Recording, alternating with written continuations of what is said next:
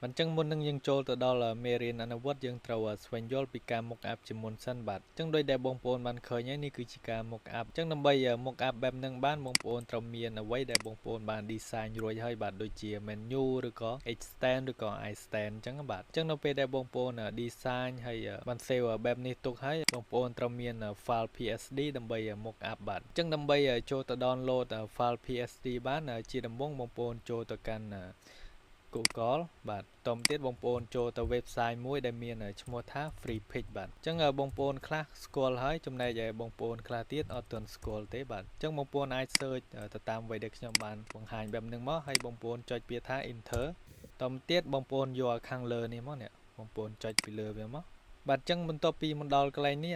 គឺជាកន្លែងសម្រាប់ឲ្យយើងស្វែងរកនៅអ្វីដែលយើងចង់បានបាទអញ្ចឹងបងប្អូន search មកអញ្ចឹងបើសិនបើបងប្អូនចង់មក app តាក់ទងនឹង menu បងប្អូន search ពាក្យថា menu food ហើយបងប្អូនដាក់ពាក្យថា mock up ផងបាទនេះឃើញអត់អញ្ចឹងបងប្អូនអាច search ទៅតាមអ្វីដែលខ្ញុំបានបង្ហាញនៅលើ screen នេះទៅបាទតទៅទៀតបងប្អូនចុចពាក្យថា enter បាទមិនចឹងបន្ទាប់ពីបងប្អូនចុចពាក្យ enter ហើយបងប្អូនយកមកចុចកន្លែងពាក្យថា PSD បាទកន្លែង asset tab នេះយកពាក្យថា PSD មកចឹង PSD នឹងគឺជា file របស់ Photoshop អញ្ចឹងបាទចឹងបងប្អូនអាចចុចពីលើវាបែបហ្នឹងមកបន្តទៀតបងប្អូនទៅរក menu PSD របស់ Photoshop បាទចឹងខ្ញុំសូមបញ្ជាក់ផងដែរចំពោះរូបភាពឬក៏ file mockup ណាដែលមានរូបសញ្ញាមកុដឬក៏ icon បែបនេះគឺបានន័យថាយើងត្រូវការបង់លុយអញ្ចឹងបាទប៉ុន្តែយើងអត់ចង់បង់លុយទេយើងចង់បានរបស់ free យើងអាចស្វែងរកផ្សេងទៀតបាទអញ្ចឹងបងប្អូនអាចស្វែងរក file ដែល free ទៅបាទនេះដូចយ៉ាងនេះអញ្ចឹងគឺជា file free អញ្ចឹងបងប្អូនអាច download មកចុចពីលើវាមកតទៅទៀតបងប្អូនត្រូវមកពិនិត្យមើលកន្លែង file នេះផ្សិនបើកន្លែង file នេះវាមានពាក្យថា PSD បងប្អូន download មកអញ្ចឹង file PSD ហ្នឹងយើងអាច mock up វាបាននៅក្នុងកម្មវិធី Photoshop អញ្ចឹងបាទអញ្ចឹងបងប្អូនចុចពាក្យថា download មកហើយបងប្អូនយកពាក្យថា free download បាទតទៅមកទៀតបងប្អូនរងចាំឲ្យវាដើរពេញមកបាទអញ្ចឹងបន្ទាប់ពីវាដើរពេញហើយបងប្អូនចុចកន្លែងសញ្ញា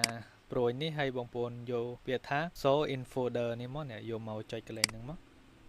ហើយបងប្អូន double click លើវាតទៅទៀតបងប្អូន double click លើ file PSD នេះមក double click ពីរដងមកតទៅមកទៀតវានឹងចូលមកដល់ទីនេះបាទអញ្ចឹងកន្លែងនេះគឺជា file ដែលយើងអាច mock up វាបានអញ្ចឹងបងប្អូនអាចចុចបើកមកនេះខាងលើហ្នឹងនេះចុចបើកគ្រប់មកតទៅទៀតបងប្អូន double click លើ flyer នេះបាទបងប្អូន double click លើវាពីរដងតទៅទៀតបងប្អូនអាចចូលមកកាន់ file ហើយយកពាក្យថា place embedded បាទហើយបងប្អូនជ្រើសរើស menu ឬក៏អ្វីដែលបងប្អូនបាន design រួចមកយកមក mock up វាអញ្ចឹងឧទាហរណ៍ខ្ញុំជ្រើសរើសនេះ file នេះបើកវាចូលមកបន្តទៀតឃើញវានៅចន្លោះអត់អញ្ចឹងតាក់ទងនឹងការ mock up នេះអត់ជាបញ្ហាទេនៅពេលដែលវាខ្វះខាតតិចតួចអញ្ចឹងយើងអាចទាញវាបានទាញវាឲ្យស្មើទំហំហ្នឹងមកបាទអញ្ចឹងវាខូចទ្រង់ទ្រាយតិចតួចប៉ុន្តែអត់ជាបញ្ហាទេអានេះគ្រាន់តែជាការ mock up អញ្ចឹងតែផ្សិនបើយើង design ឲ្យ client យើងត្រូវសួរទំហំឲ្យបានត្រឹមត្រូវទៅពេលយើង print ទៅគឺវាត្រូវទៅតាមទម្រង់នៃ menu អញ្ចឹងបាទអញ្ចឹងយើងបានប៉ុណ្្នឹងហើយបន្តទៀតយើងចុចខ្វែងមកហើយយើងយក yes មកបន្តទៀតយើងមកមើលនេះឃើញអត់អានេះគឺជា file ដែលយើងបានមក up រួចឃើញអត់គឺវានឹងបង្ហាញបែបហ្នឹងហើយទាក់ទងនឹងការ mock up នេះមិនមែនយើងអាច mock up បានតែ menu food ឬក៏ menu ទេណាបាទទាក់ទងនឹង banner ផ្សេងយើងអាចចូលមក download នៅក្នុងកម្មវិធី free pick នឹងបានបាទអញ្ចឹងឧទាហរណ៍យើងចង់បាន banner ឬក៏ billboard ភាគច្រើនបរទេសគេហៅថា billboard អញ្ចឹងយើងអាច search មកនេះ billboard mock up មកហើយ enter មកហើយបងប្អូនជ្រើសរើសយកដូចដែលខ្ញុំបានបង្ហាញគឺទាក់ទងនឹងនេះ PSD នេះមកអញ្ចឹងដោយដែលខ្ញុំបានបញ្ជាក់ប្រាប់ហើយទាក់ទងនឹង file PSD ណាដែលវាមានកូដឬក៏ icon បែបហ្នឹងមានន័យថាយើងត្រូវការបង់លុយប៉ុន្តែសម្រាប់យើងធម្មតាអញ្ចឹងមិនចាំបាច់បង់លុយទេយើងគ្រាន់តែ download free មកបាទ